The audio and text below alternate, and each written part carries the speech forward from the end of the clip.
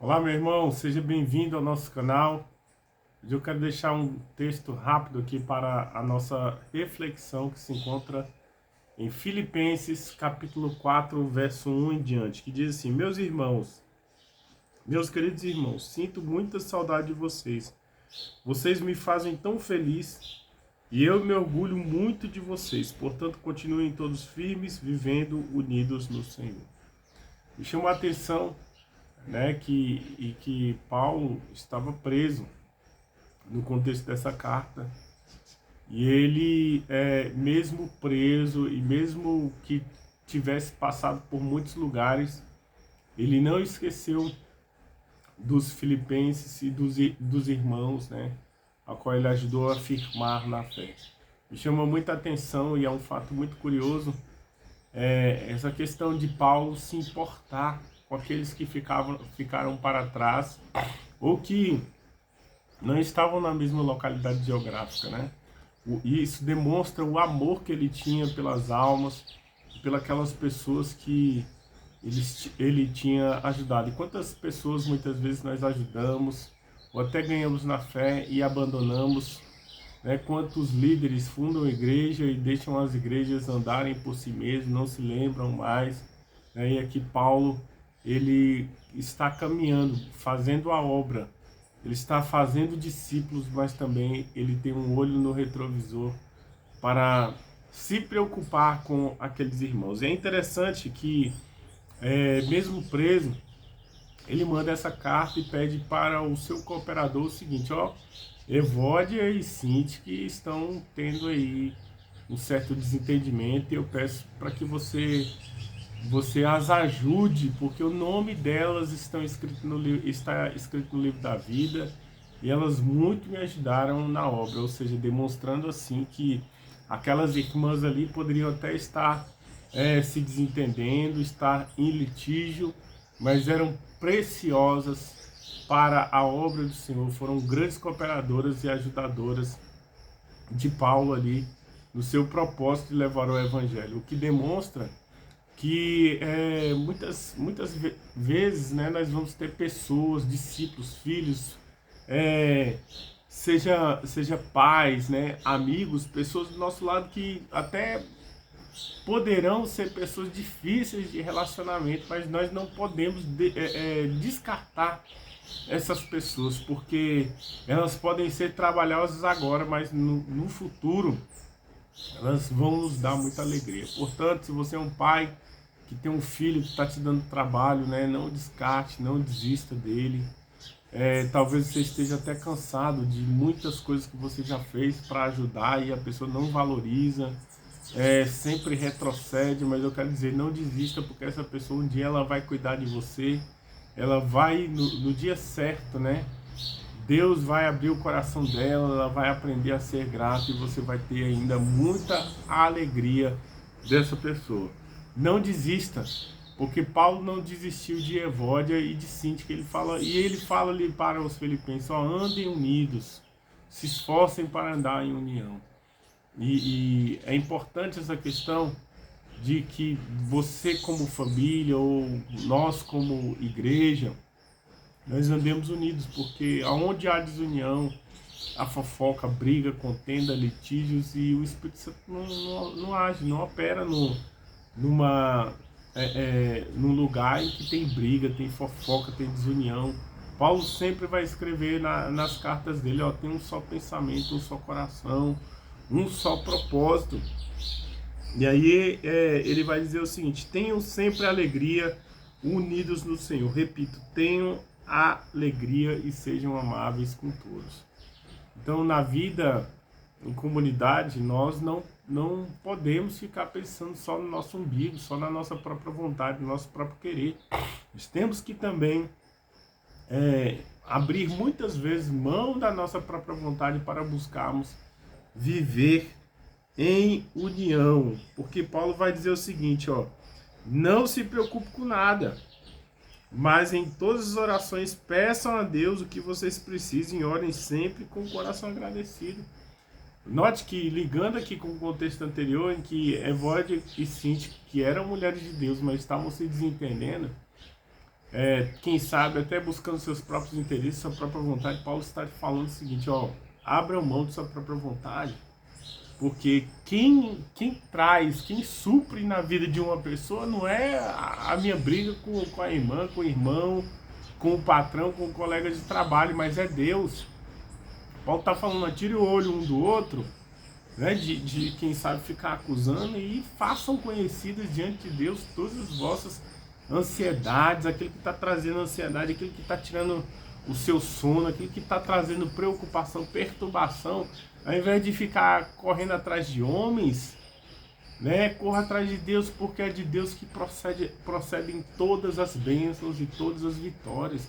Eu quero falar para você que está aí brigando com o teu patrão, com o teu irmão por herança, você que está aí, quem sabe, em litígio com seu esposo, com seu filho, atordoado por tantos problemas, não é essa pessoa que você está reclamando com ela que ela vai te trazer a solução para o teu problema, porque toda e qualquer porta ela se abre ou se fecha pela palavra do Senhor. Confia no Senhor e os teus desígnios serão estabelecidos. Provérbios capítulo 16 vai dizer: o coração do homem pode fazer planos, mas a resposta certa vem do Senhor. E aí ele fala assim: não se preocupem, mas façam conhecidas diante de Deus todas as vossas petições, as vossas orações, e essa preocupação vai sair. A paz que excede todo entendimento inundará o vosso coração. Então eu vou dizer para você que está brigando aí com homens, ao invés de brigar com homem, né, lute contra Satanás, porque ele é o seu verdadeiro adversário. A nossa luta não é contra carne nem sangue, mas é contra os principados e potestades do mal, né? E aí Paulo fala, ó, depois que você orar, que Deus limpar o seu coração, que você tiver com uma paz que excede a todo entendimento, então foca agora nisso. Tudo que é bom, tudo que é agradável, se algum louvor há, se alguma virtude há, seja nisso que esteja o vosso coração.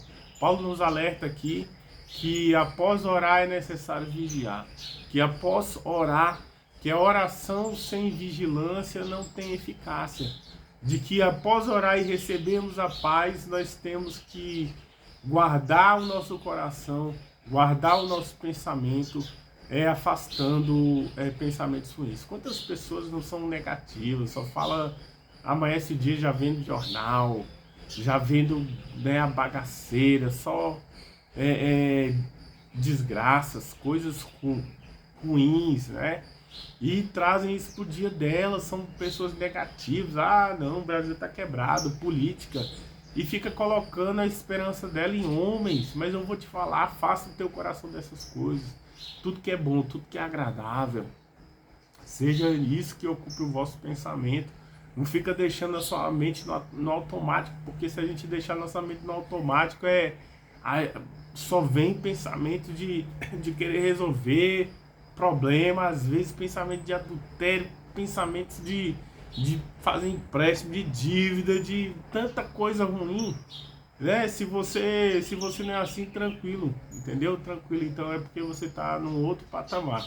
Mas quando nós deixamos a nossa mente devagar, é cada pensamento que a gente nem imagina, entendeu? Acontece comigo, acontece com cada um, mas nós temos que ter esse esforço, né, para deixarmos pensarmos em coisas boas, né?